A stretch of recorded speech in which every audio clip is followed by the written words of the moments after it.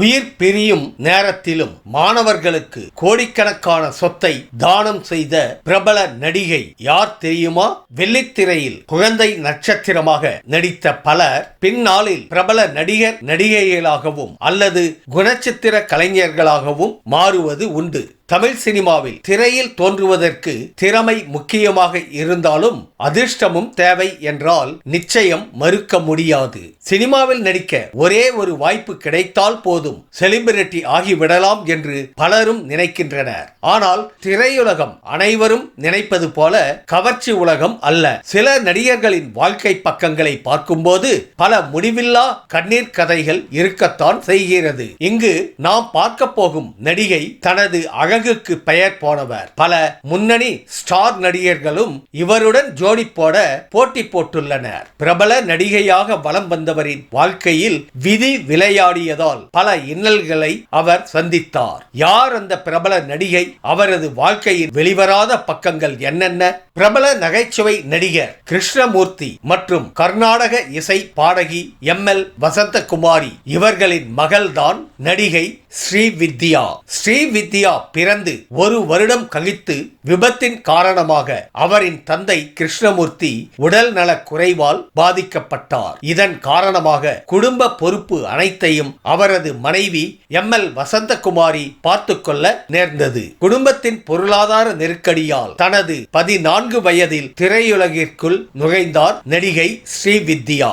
நடிகர் திலகம் சிவாஜி கணேசன் நடித்த திருவருட்செல்வன் படத்தின் மூலம் திரையுலகில் அறிமுகமானார் நடிகை ஸ்ரீவித்யா. அதைத் தொடர்ந்து பெத்தராஷி பெத்தம்மா படத்தின் மூலம் தெலுங்கு திரையுலகில் அறிமுகமானார். அசாத்திய நடிப்பு, அசத்தல் நடனம், ஈர்க்கும் அழகு காரணமாக ஸ்ரீவித்யாவுக்கு அடுத்தடுத்த பட வாய்ப்புகள் வர தொடங்கியது. மேலும் இயக்குனர் தாசரி நாராயணன் ஊக்கத்தால் பல பட வாய்ப்புகள் இவரை தேடி வந்தது. தமிழ் சினிமாவில் தவிர்க்க முடியாத இயக்குனர் கே பாலச்சந்தர் இயக்கத்தில் உருவான அபூர்வ ராகங்கள் திரைப்படத்தில் ரஜினிகாந்த் மற்றும் கமலஹாசனுடன் நடித்தார் ஸ்ரீவித்யா.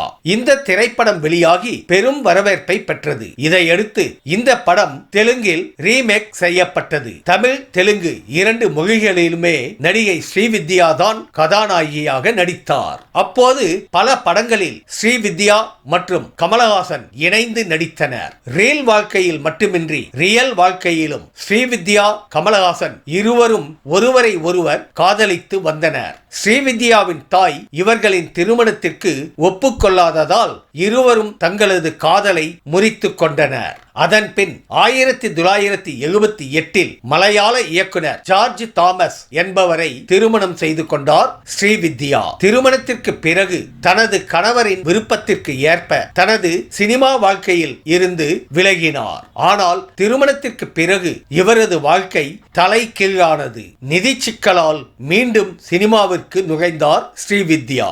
ஆனால் ஸ்ரீவித்யாவின் சொத்துக்களை அபகரித்து அவரது கணவர் பயன்படுத்திக் கொள்ளவே இருவரும் திருமண வாழ்வில் ஏற்பட்ட விரிசலால் 1980 விவாகரத்து பெற்று பிரிந்தனர். அதன் பின் திரையுலகில் தனது செகண்ட் இன்னிங்ஸை தொடங்கிய ஸ்ரீவித்யா தமிழ், தெலுங்கு, மலையாள மொழி திரைப்படங்களில் குணச்சித்திர வேடங்களில் நடித்து அசத்தினார். ஆனால் அப்போதும் விதி அவரை விட்டு வைக்கவில்லை. 2003ஆம் ஆண்டு உடல் நல குறைவால் பாதிக்கப்பட்டார் ஸ்ரீவித்யா. புற்றுநோயால் அவதிப்பட்டு வந்து அவர் தன்னுடைய வாழ்நாள் குறைந்து கொண்டே போவதை உணர்ந்தார். இதையடுத்து மிக முக்கியமான முடிவு ஒன்றையும் எடுத்தார் நடிகை ஸ்ரீவித்யா. தான் நடித்து சேர்த்து வைத்துள்ள கோடிக்கணக்கான சொத்துக்களை இசை நடன கல்லூரியில் படிக்கும் ஏழை எளிய மாணவர்களுக்கு உதவித்தொகையாக வழங்க முன்வந்தார் ஸ்ரீவித்யா. நடிகர் கணேஷின் உதவியுடன் அறக்கட்டளை ஒன்றை நிறுவி தகுதியானவர்களுக்கு உதவிகள் சென்றடைய ஏற்பாடு செய்தார் ஸ்ரீவித்யா. 3 வருட காலம் புற்றுநோயுடன் போராடிய நடிகை 2006ஆம் ஆண்டு தனது 53வது வயதில் உயிரிழந்தார் நடிகை ஸ்ரீவித்யா. இந்த வீடியோ உங்களுக்கு பிடிச்சிருந்தா கமெண்ட் பண்ணுங்க, ஷேர் பண்ணுங்க, லைக் பண்ணுங்க, மறக்காம சப்ஸ்கிரைப் பண்ணுங்க. நன்றி.